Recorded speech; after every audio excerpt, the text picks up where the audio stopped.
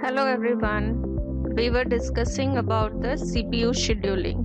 एक से ज़्यादा प्रोसेसेस हैं तो कौन सा प्रोसेस प्रोसेसर के पास जाएगा फॉर द एग्जीक्यूशन, वो डिसाइड करने का काम कौन करता है? शॉर्ट टर्म शेड्यूलर करता है। फाइनली प्रोसेस को प्रोसेसर को एलोकेट करने का काम कौन करता है? डिस्पैचर करता है। एक प्रोसेस को स्टॉप करके दूसरे प्रोसेस को प्रोसेसर को देना, that time is called dispatch latency. Dispatcher related जो टाइम है that is called dispatch latency. Now while scheduling a process, जब प्रोसेस की शेड्यूलिंग होती है तो कुछ क्राइटेरिया सीपीयू रखता है सिलेक्शन के लिए, एंड दो selection criteria are called scheduling criteria. अब हम वो क्राइटेरिया एक एक करके देखेंगे। सो पहला criteria, what is the first criteria? CPU utilisation, यानी सीपीयू को आपको कंपल्सरी बिजी रखना है, आपको मतलब ऑपरेटिंग सिस्टम को। सो सीपीयू यूटिलाइजेशन मैक्सिमम होना चाहिए कि आपका सीपीयू आइडल नहीं होना चाहिए। That is your CPU utilisation. Throughput, throughput का मतलब है एक particular unit of time, and the unit of time for the processor is always milliseconds. तो मिलीसेकेंड्स पर मिलीसेकेंड में कितने प्रोसेसेस अपना काम खत्म कर देते हैं? Number of processes that complete their execution per unit time is called throughput. Fine, turn around time. Now this is very important. Turn around time का मतलब क्या है? Total time. Total time process अपना काम खत्म करने के लिए कितना लेता है, that is turn around time.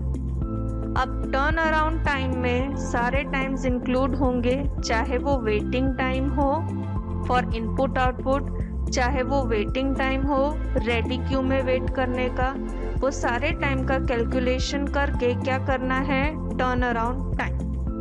So amount of time to execute a particular process from submission to the termination।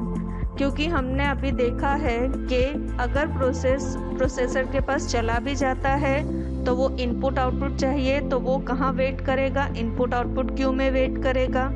उसका काम इनपुट आउटपुट का फिनिश भी हो जाता है तो वो डायरेक्टली रनिंग स्टेट में नहीं जाएगा, वो वापस से कहाँ पर चला जाएगा? रेडी स्टेट में जाएगा, फिर रनिंग स्टेट में जाएगा।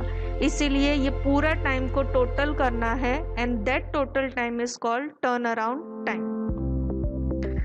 Next scheduling criteria is response time. Response time का मतलब क्या है? The amount of time it takes from when a request was submitted until the first response it produced, not the output. Remember, आपका response time का मतलब क्या है? अगर आपने एक प्रोग्राम में 3 वैल्यूज की इनपुट लेने के लिए लिखा है प्रोग्राम, तो 3 वैल्यूज में से जब वो फर्स्ट वैल्यू के लिए इनपुट मांगता है तो वो पहली बार आपका प्रोग्राम क्या कर रहा है? रिस्पॉन्स कर रहा है।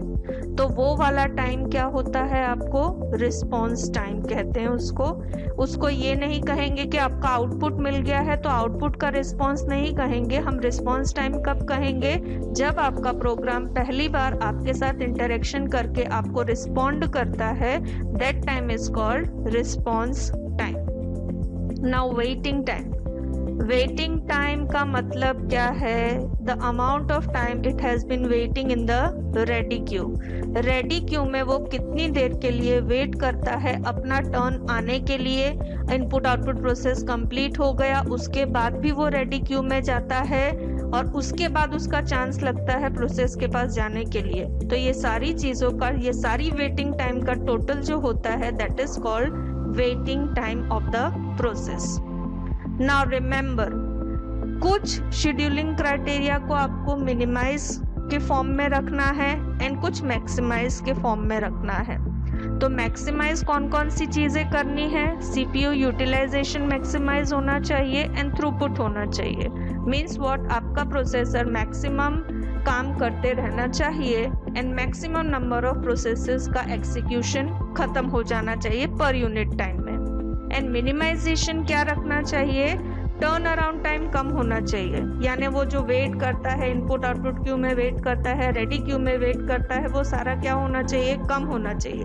वेटिंग टाइम कम होना चाहिए, यानी रेडी क्यू में, स्पेसिफिकली रेडी क्यू में वेटिंग टाइम कम होना चाहिए।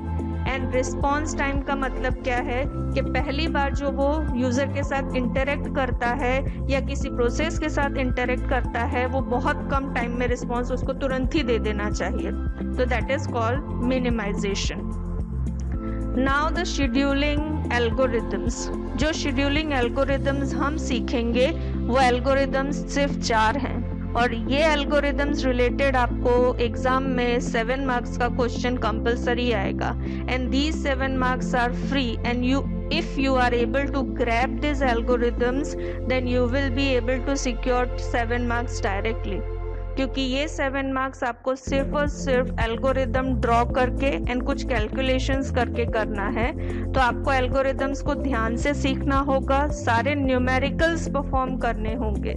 तो एल्गोरिदम्स हैं FCFS, first come first serve. Second algorithm is SJF, shortest job first algorithm. Third algorithm है priority algorithm, and last algorithm है राउंड रॉबिन एल्गोरिदम। ये 4 algorithms ही आपको सीखने हैं, इनका न्यूमेरिकल कैलकुलेशन सीखना है, एंड इसके रिलेटेड आपको एक चार्ट प्रिपेयर करना है, एंड उस चार्ट को कहा जाता है गैंट चार्ट। गैंट चार्ट क्या करता है, वो दिखाता है कि आपका प्रोसेस का एग्जीक्यूशन किस फॉर्म में है, मीन्स फर्स्ट प्रोसेस कौन सा है, उसने कितना टाइम लिया एग्जीक्यूशन के लिए, उसने कितना वेटिंग टाइम लिया, उसका टर्न अराउंड टाइम क्या है, वो सारी चीज़ें कहाँ पर दिखानी है, आपको गैंट चार्ट में दिखानी है। और उस गैंट चार्ट के ऊपर से आपको कुछ कैलकुलेशंस परफॉर्म करने हैं, और वो कैलकुलेशन के अंदर आपको फाइंड करना है waiting time and turn around time.